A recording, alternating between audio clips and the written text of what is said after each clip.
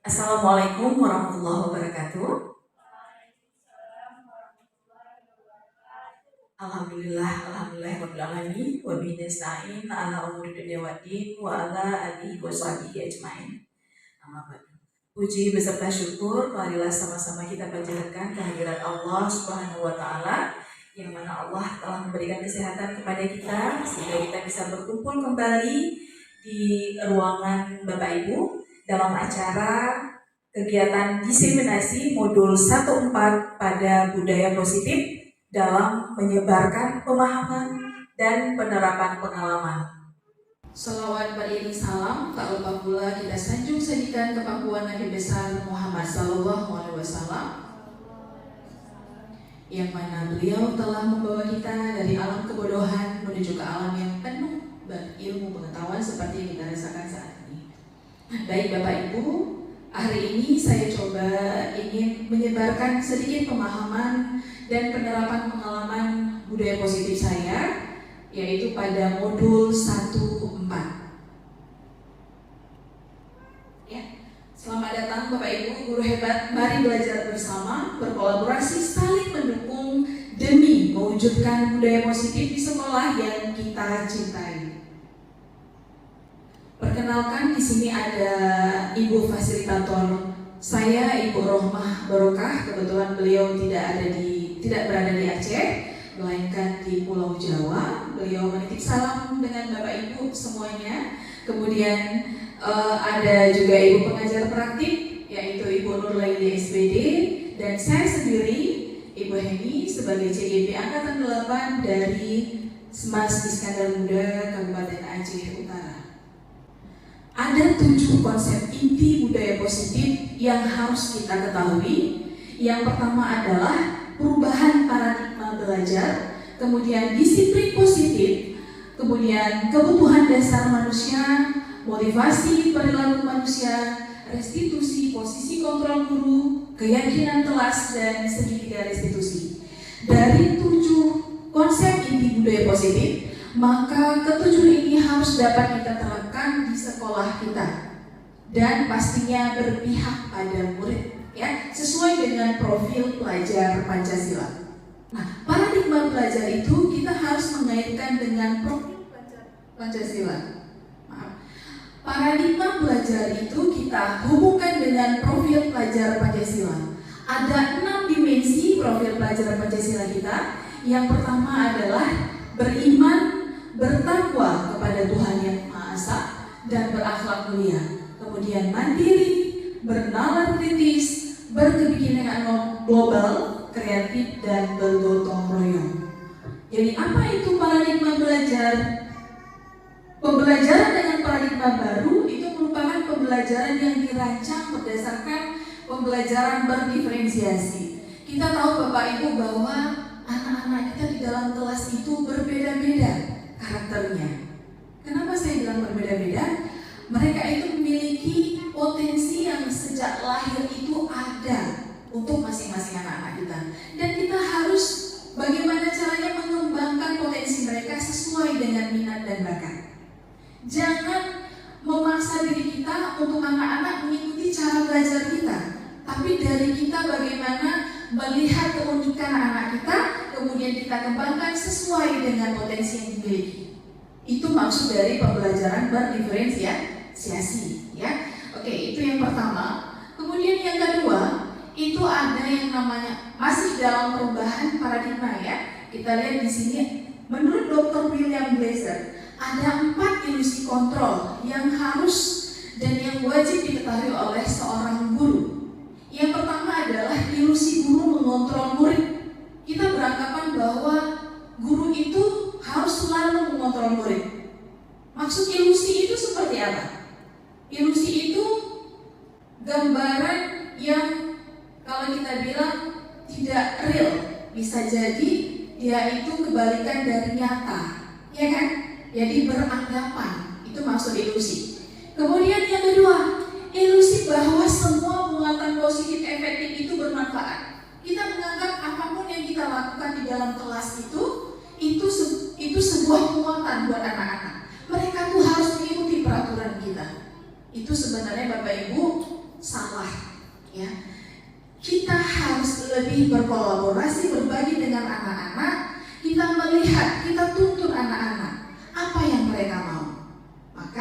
disesuaikan dengan paradigma teori kontrol, yaitu paradigma baru tadi ya, sesuai dengan profil pelajar Pancasila. Kemudian yang ketiga, ada ilusi bahwa kritik dan membuat rasa bersalah mampu menguatkan karakter. Itu maksudnya apa? Kita menganggap kritikan kita itu bisa menguatkan karakter si anak.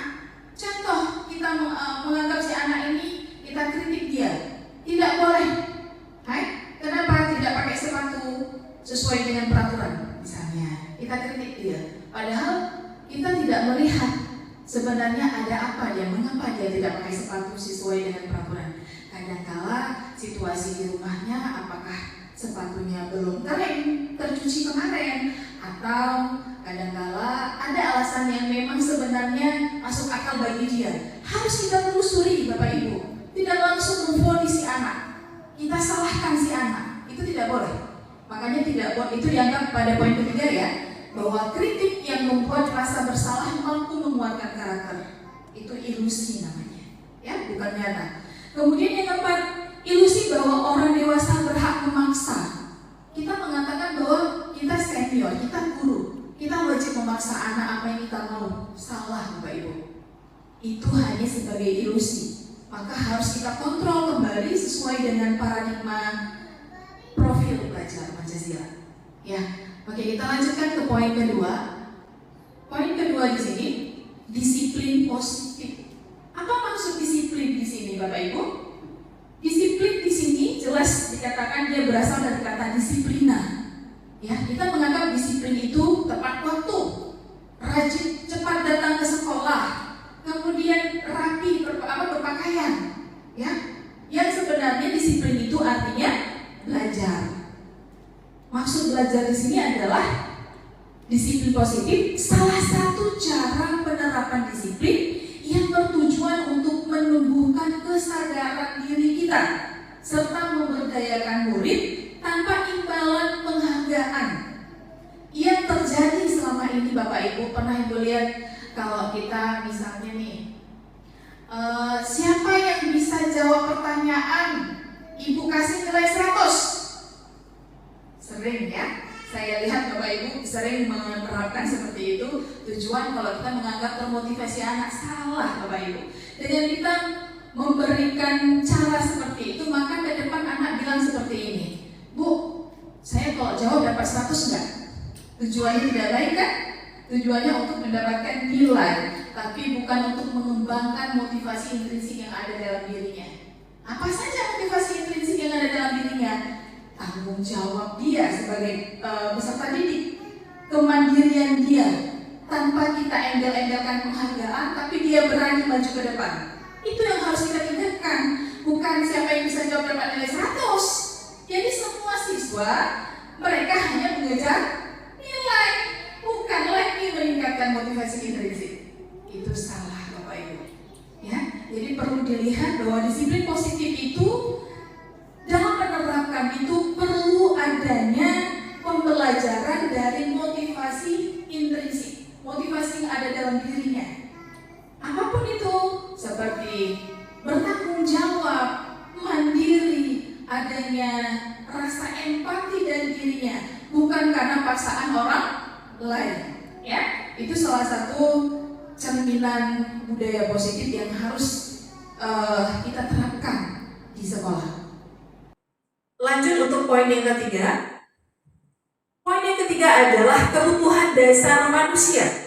Jadi siswa-siswi anak-anak kita ini ada 5 kebutuhan dasar dia yang harus dia penuhi. Yang pertama apa Bapak Ibu? Ada bertahan hidup, kemudian ada penguasaan, ada kesenangan, ada kasih sayang dan rasa diterima dan kebebasan. Contohnya apa ini? Misalkan ada anak, kemarin kejadian ya, yang cabut Bapak Ibu hari Rabu, anak kita ada yang keluar tanpa izin membawa tas di siang hari. Ternyata kebetulan tertangkap di simpang jam. Kemudian saya suruh balik, saya tanyakan, saya interogasi dia, apa yang dikatakan sama si anak itu? Saya lapar, Bu. Saya belum makan. Habis sholat nanti kan kita belajar lagi. Kalau saya tidak makan nanti saya tidak bisa belajar. Seperti itu. Maka apa solusinya? Bukan itu caranya. Dengan keluar tanpa izin dari piket, keluar kemudian bawa tas. Kenapa harus bawa tas? Padahal kan kalian tahu jam pulang itu jam berapa. Kenapa harus bawa tas di jam 1:30? Saya bilang seperti itu, Bapak Ibu. Ternyata apa dia bilang? Sudah kami minta izin, Bu, tapi tidak diberikan izin sama piket. Itu versi mereka. Dan belum saya pecahkan karena anaknya udah terlampau lapar, jadi saya berikan nasi saya sendiri, Bapak Ibu, saya serahkan. Itu salah satu kebutuhan dasar dia yang belum terpenuhi. Yang mana yang belum terpenuhi? Bertahan hidup, ya kan? Dia ingin belajar lebih nyaman. Bagaimana cara dia ingin belajar lebih nyaman? Dia kan bertahan hidup, caranya makan tadi kan?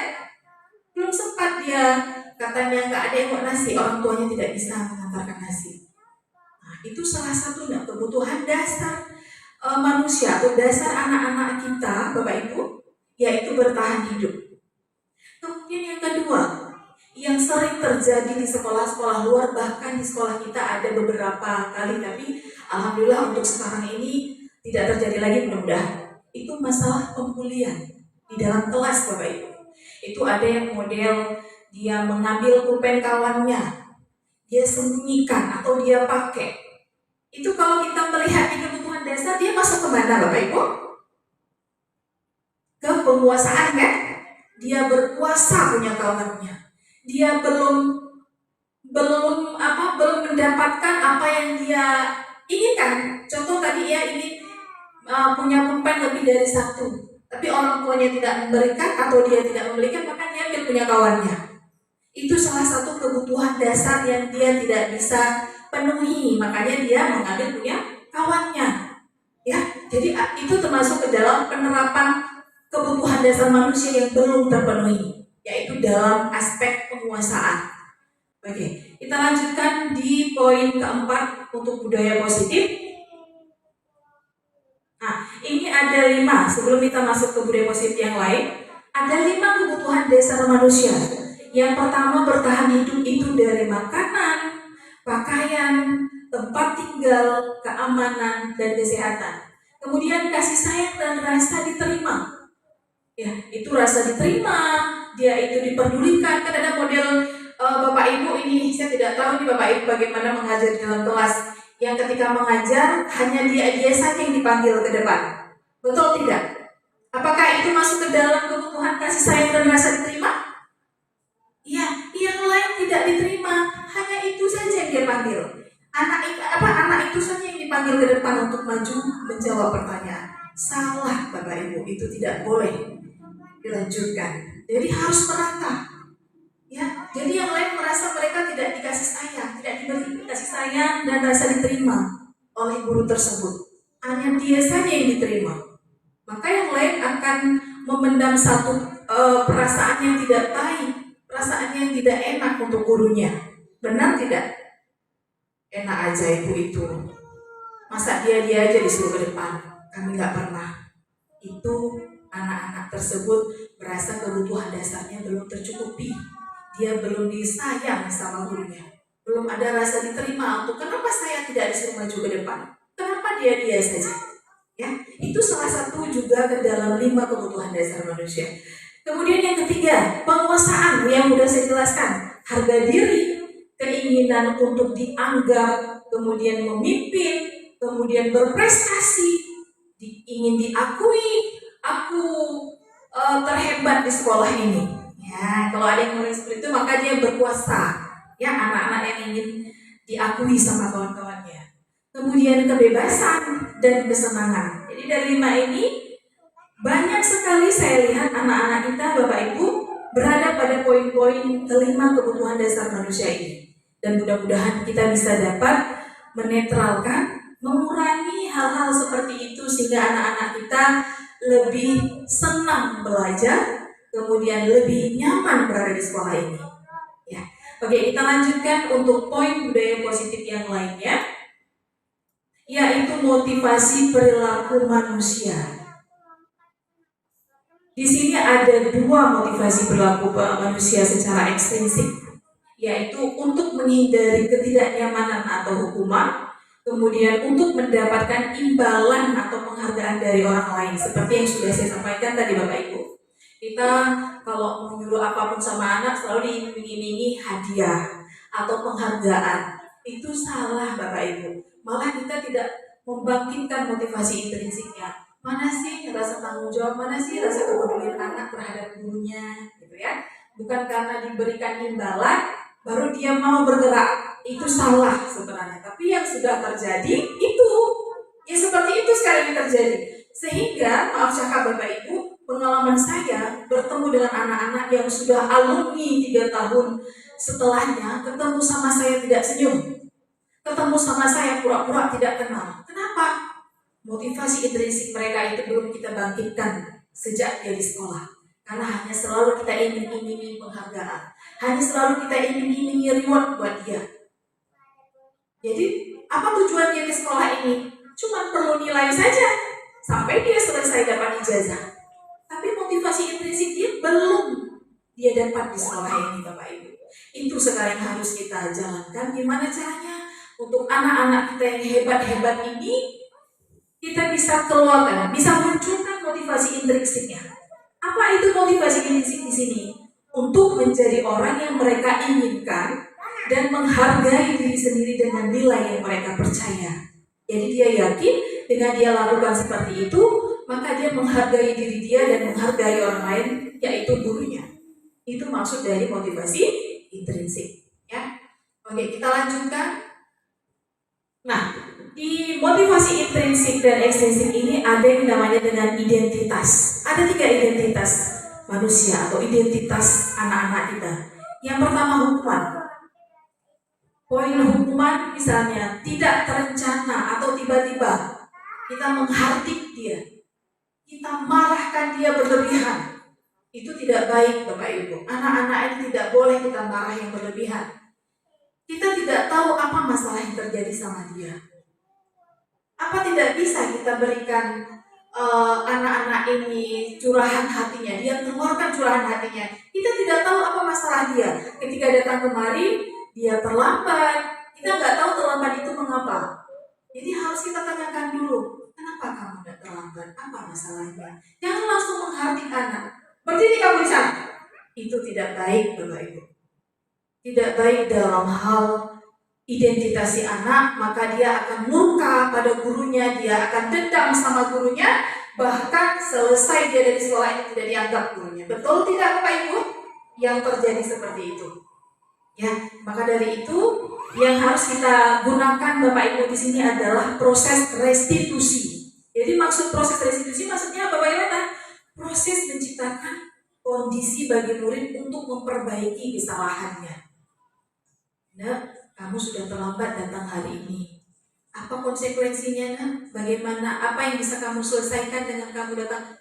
Dia pasti menjawab, saya berjanji tidak akan terlambat lagi. Nah, itu kan konsekuensi dia. Itu kan hasil dari dia, bukan kita yang maksa. Tidak boleh Bapak Ibu kita memaksa anak untuk mengikuti apa yang kita mau. Sehingga timbul yang namanya dendam, rasa bersalah dia yang berlebihan.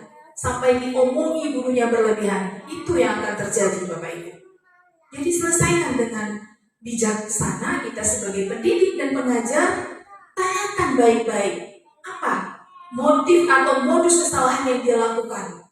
Nah, jadi dari 3 identitas ini yang baik kita lakukan adalah identitas restitusi. Kalau konsekuensi ini adalah peraturan. Jadi apa hukuman atau pelanggaran kalau sudah membawa HP? Tidak dikembalikan lagi Bu. Nah, itu namanya konsekuensi. Bisa kita selesaikan menggunakan restitusi. Ada caranya nanti.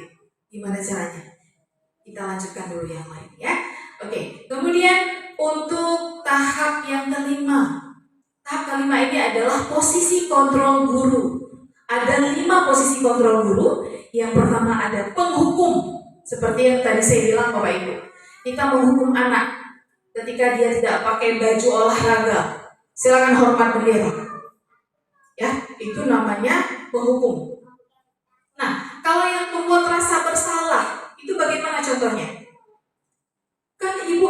bilang sama kamu, nak, kenapa tidak kamu pakai baju olahraga di saat jam pelajaran olahraga? Kamu membuat malu saya. Nanti saya ini mau bilang gimana ke kepala sekolah, nak?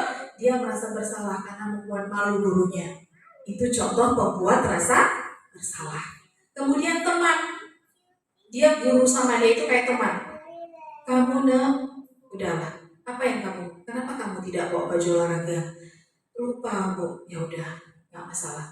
Kali ini Ibu maafkan. Ya udah, masuk sana. Itu maksud dari teman. Rata-rata guru yang anaknya model guru seperti itu disenangi, malah jadi guru favorit ya, karena dibiarkan. Itu posisi kontrol guru sebagai teman. Kemudian yang pemantau itu dari jauh sudah dipantau. Sini kamu. Kamu tahu peraturan sekolah? Tahu, Bu. Apa peraturan sekolah? Memakai baju olahraga, Bu, ketika jam pelajaran olahraga. Jadi mengapa kamu tidak pakai? Karena tidak saya bawa, Bu, belum dicuci sama orang tua saya. Kalau begitu, ketemu sama wali kelas, telepon orang tua, suruh bawa baju kemari. Itu namanya pemantau. Satu lagi, manajer. Manajer ini dipanggil anaknya, disuruh duduk, ditanya baik-baik. Kenapa tidak bawa baju olahraga? Karena belum dicuci sama orang tua, Bu. Kamu tahu, nak, apa konsekuensinya tidak membawa baju? Tahu, Bu, ini pelanggaran. Kemudian dijelaskan lagi, bagaimana solusi dari kamu sampai sehingga kamu bisa memakai baju olahraga? Langsung dia putar kepala. Jadi istilahnya manajer ini anak yang menjawab sendiri, anak yang memberikan solusi sendiri. Itu maksud manajer. Bukan kita yang memaksa anak melakukan sesuatu. Jadi dari kelima ini mana yang harus dipakai oleh posisi kontrol seorang guru? Pada manajer.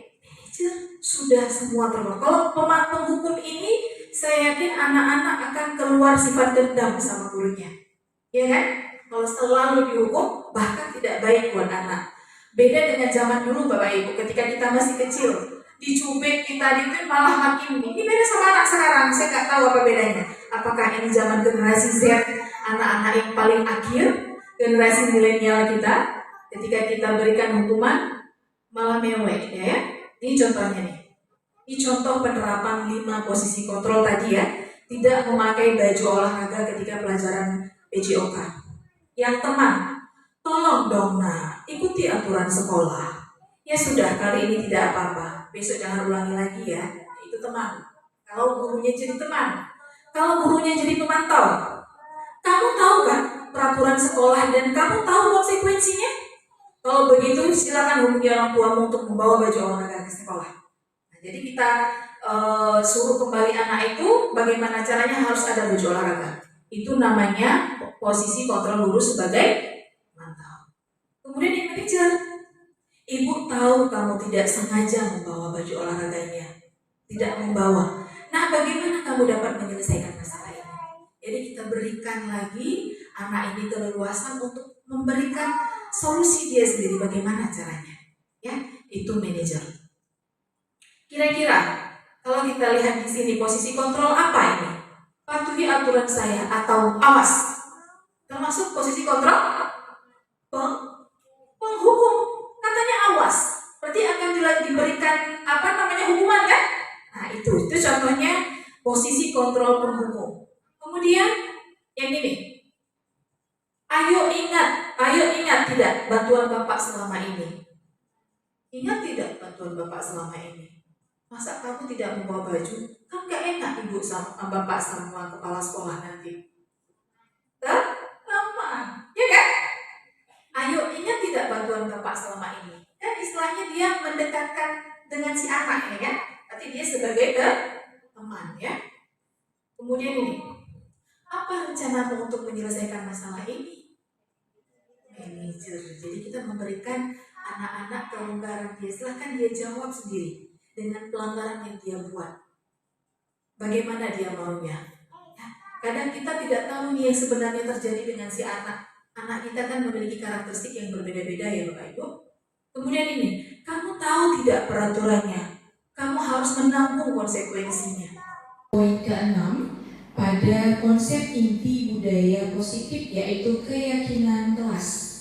Mengapa disebut keyakinan kelas? Mengapa bukan peraturan kelas? Jadi untuk ke depan ini nanti Bapak Ibu di sekolah tidak ada lagi nama peraturan kelas, tetapi namanya keyakinan kelas. Karena mengapa diubah? Bedanya adalah kalau peraturan itu sepertinya kita apa mau sekolah, bukan atas kesepakatan dengan siswa. Jadi harus kita buat kesepakatan dengan siswa apa yang bisa dijalankan dan tidak menjurus ke budaya negatif. Kan intinya kita mau ke budaya positif ya Bapak Ibu. Jadi kita membuat kesepakatan dulu dengan anak. Misalnya ini, ya kita coba lihat di sini Bapak Ibu.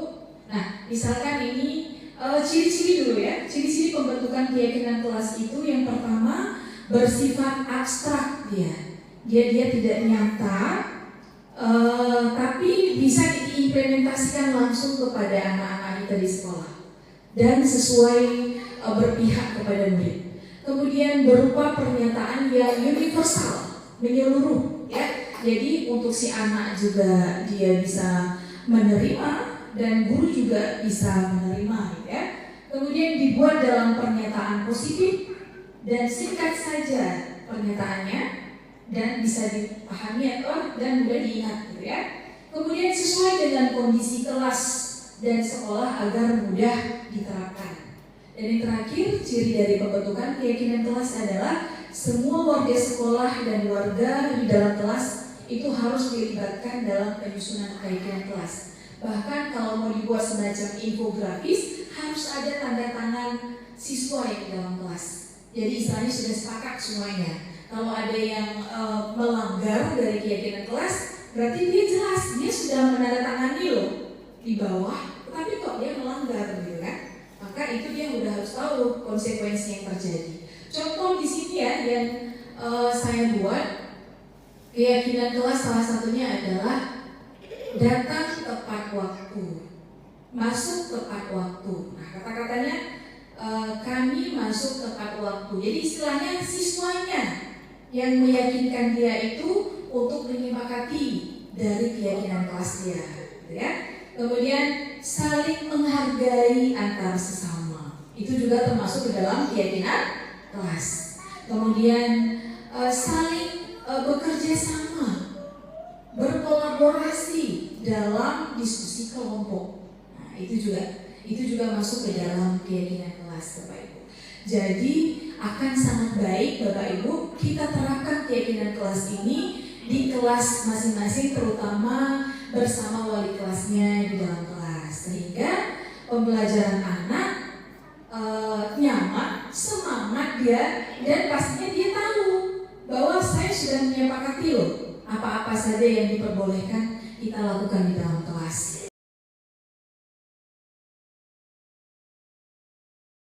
Ini kita ulang kembali. Ibu mau tahu dulu nggak dari peraturan kelas yang sudah pernah Ibu jelaskan di kelas 10?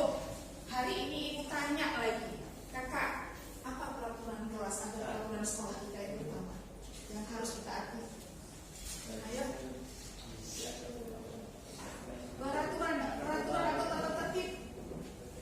Pernah kita lihat selebaran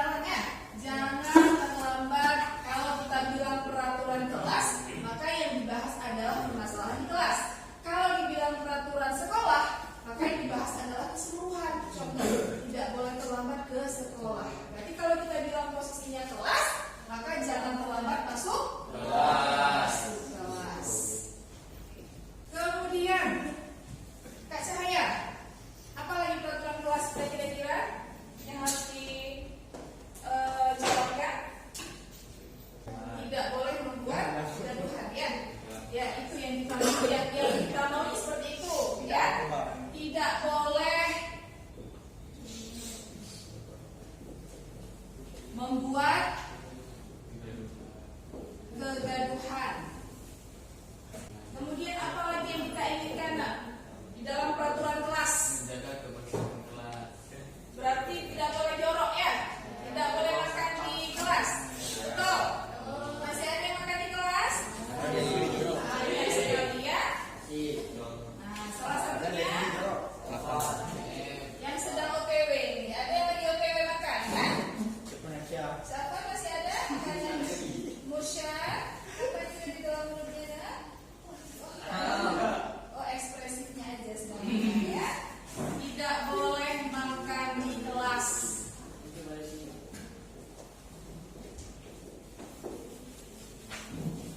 Itulah tadi sudah bersih kan. Kemudian apa lagi, Nak? Pakaian berpakaian rapi. Kemudian apa lagi peraturan kelas? Ketika keluar masuk harus minta izin. Keluar masuk minta izin. Tidak boleh membawa atau mengoperasikan HP kecuali atas izin guru pelajaran.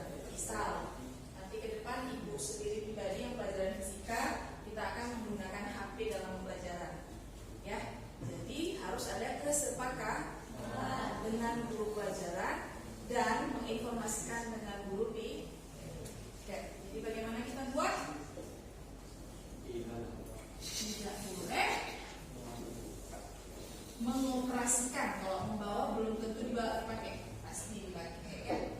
Jadi kita kalau dari bawa pakai mengoperasikan HP kecuali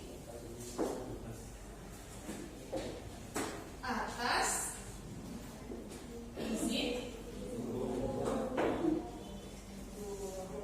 lanjut. Apalagi peraturan kelas yang harus kalian taati, tidak boleh ya Pak. Iya, jangan tidurnya semangat Pak. Nanti bawa tidur kayak gitu. Tidak boleh tidur. Boleh itu? Tidak, harus tidur juga. Terus, apa lagi, Nak?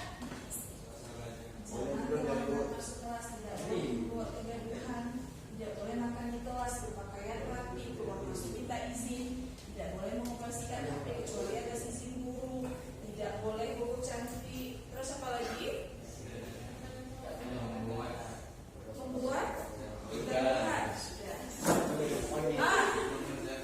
Jangan mengerjakan tugas atau PR itu di sekolah. Itu namanya bukan PR tapi PS, pekerjaan sekolah ya.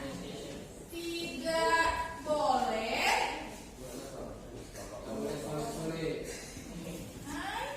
Kalau tidak boleh maksudnya ini bukan itu kata tidak. Kita lanjutkan yang poin ketiga, makan di kantin atas izin guru. Jadi jangan disalahartikan ya.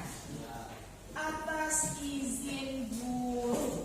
Kemudian yang keempat, berpakaian rapi. Kalau di sini sebenarnya sudah positif nggak kata-katanya? Sudah. Boleh nggak kita pindah kemarin nggak?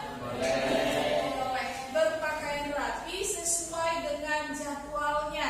Misal hari ini sebenarnya pakai baju apa? Batik. Masih ada yang nggak pakai batik? Aman ya? Masih ya? Oh nggak ada, berarti aman. Jadi berpakaian rapi. Oke, ini jadi kalimat positif, memang sudah kalimat positif. Poin yang kelima, keluar masuk minta izin. Sampai kemana? Nah, di poin kelima itu bed sudah ready. Tinggal kita bagikan saja. Sesuai dengan peraturan yang kelima, keluar masuk harus kita izin. Maka bed itu tidak akan ibu staykan di kelas. Yang bawa adalah guru. Masuk keluar guru, bawa lagi ke guru selanjutnya. Kalau tidak, menjadi hak milik. Kenapa dibilang jadi hak milik? Keluar harus bawa itu terus, seolah-olah dia selalu minta izin. Nah, kita kan tidak tahu ceritanya guru, pergantian guru. Gurunya nggak tahu bahwa tadi yang minta izin pertama dia lagi, kemudian dia lagi, karena udah jadi hak milik bed izin izin apa IKK itu. Jadi peraturannya ke depan mulai besok Jumat udah ada itu. Tinggal ibu bagi ke guru ketika masuk ke kelas, bawa keluar, kembalikan lagi, kasih ke guru selanjutnya. Paham? Bagaimana kata-kata positif atau kalimat positifnya?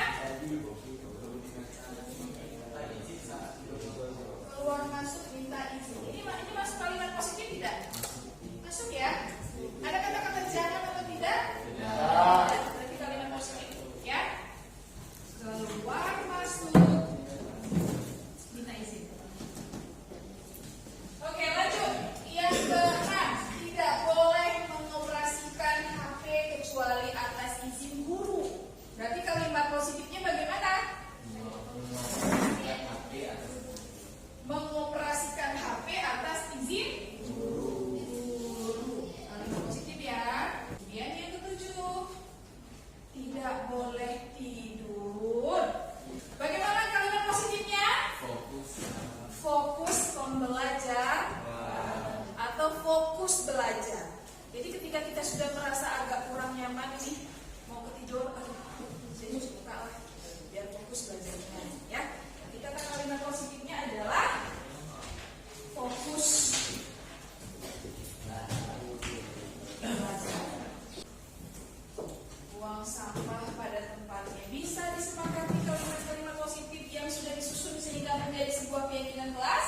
Nah, kalau bisa, tolong dibuat dalam bentuk poster atau infografis.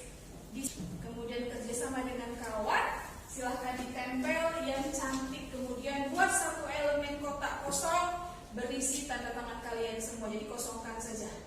Paling bawah, kita udah panjang ya. Paling bawah buat satu kotak kosong saja. Jadi nanti kita tinggal pakai spidol permanen oleh seluruh warga kelas. Sepakat? Ya. Ulang sekali lagi. Keyakinan kelas kita di dalam kelas nanti mohon konsultasi kembali dengan siapa oleh kelas kita? Bu Husna ya. Hadir tepat waktu, pembelajaran aman, tenang dan menyenangkan.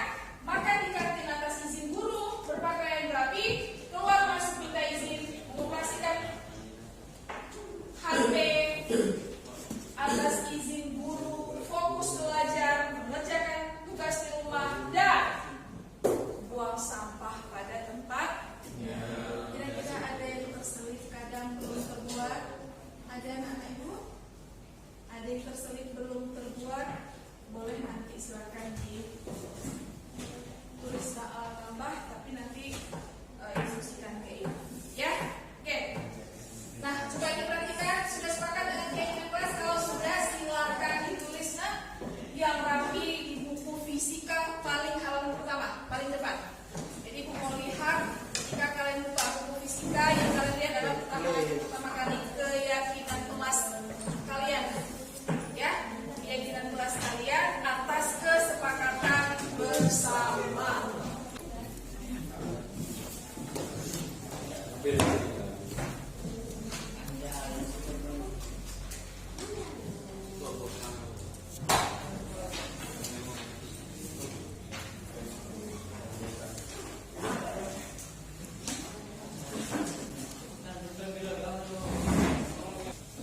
Sebelum kita masuk ke dalam pembelajaran, untuk keyakinan kelas sudah aman ya.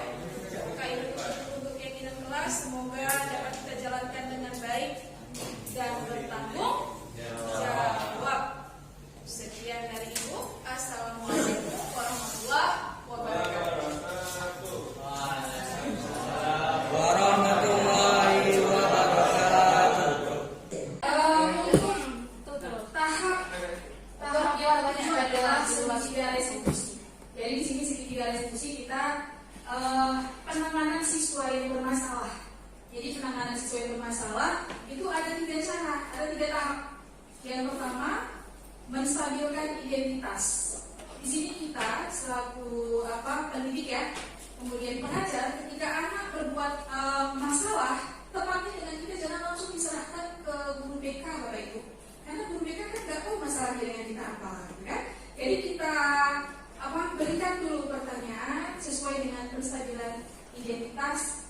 Contohnya itu kalau kita lihat, berbuat salah itu tidak apa-apa. Tidak ada manusia yang sempurna. Saya juga pernah melakukan kesalahan seperti itu. Itu salah satu contoh. Kita bisa menyelesaikan ini. Bapak atau Ibu tidak tertarik mencari siapa yang salah, tapi Bapak atau Ibu ingin mencari solusi dari permasalahan. Itu yang kita tanyakan dengan anak kita. Itu salah satu langkah dari segitiga restitusi. Nanti saya nampakkan video saya satu ya, langkah dari segitiga restitusi. Kemudian yang kedua, validasi tindakan yang salah.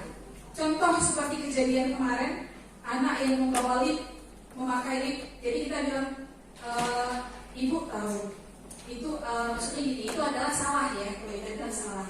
Tapi kalau Ibu di posisi kakak, sama seperti itu juga melakukan hal yang sama. Tapi bukan kita betulkan maksud saya Bapak Ibu, tapi kita cari tahu apa permasalahan, kenapa dia berbuat salah, kenapa dia bisa bawa lip itu ke sekolah, gitu ya.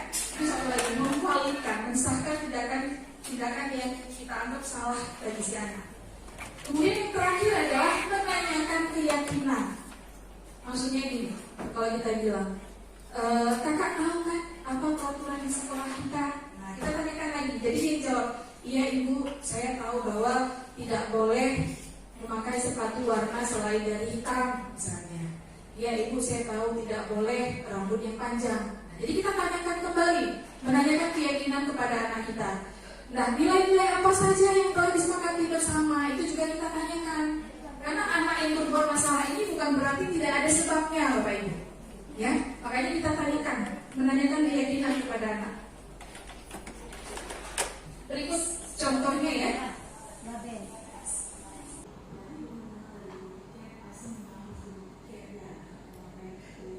Ada dengar suaranya Bapak Ibu? Dengar suaranya?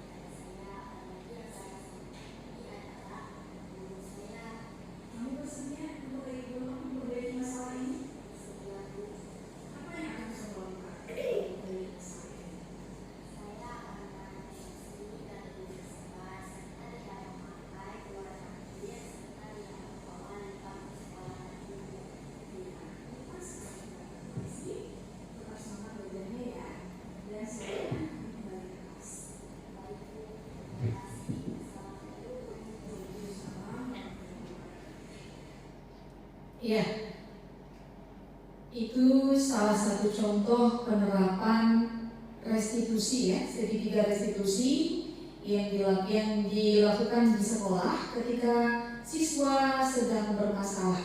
Ini contohnya tadi, siswa kita melanggar peraturan atau melanggar dari keyakinan sekolahnya, membawa lip, bukan lipan sih, lipnya berwarna ya, kontras warnanya.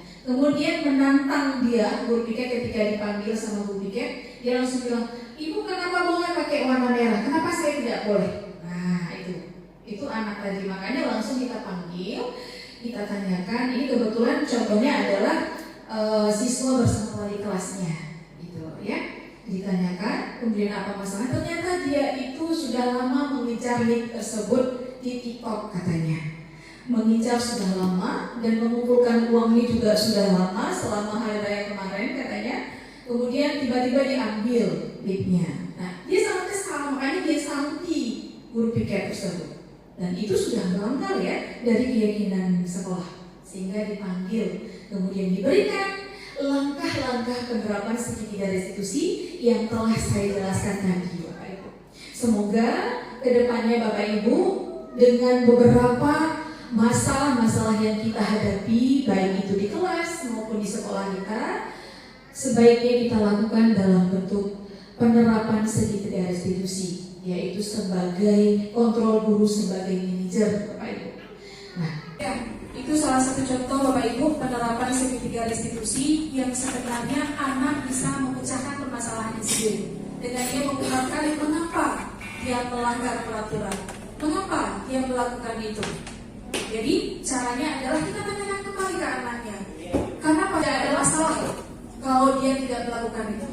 Ya, baik, alhamdulillah baru di bel. dari contoh penerapan yang sudah saya berikan kepada Bapak Ibu, mudah-mudahan dari penerapan ini bisa kita terapkan untuk semua masalah. Ya, mudah-mudahan tidak ada banyak masalah di sekolah kita, tapi mudah-mudahan Bapak Ibu bisa menerapkan langkah segitiga restitusi ini di dalam sekolah kita, baik di sekolah maupun di dalam kelas nantinya. Ya, dan dari contoh ini maka selesai sudah pemaparan saya dari konsep inti budaya positif. Sehingga kalau kita lihat di sini kesimpulannya, Bapak Ibu, dalam penerapan program disiplin positif, hendaknya guru memiliki standar kepribadian profesional dan sosial yang baik, di mana guru mampu berefleksi pada posisi kontrolnya saat ini, bagaimana perjalanan dirinya sebagai seorang among. Jadi maksud among itu sebagai posisi manajer yang menentukan murid-murid menjadi insan yang mandiri, merdeka, dan bertanggung jawab. Baik, sekian dari saya. Assalamualaikum warahmatullahi wabarakatuh.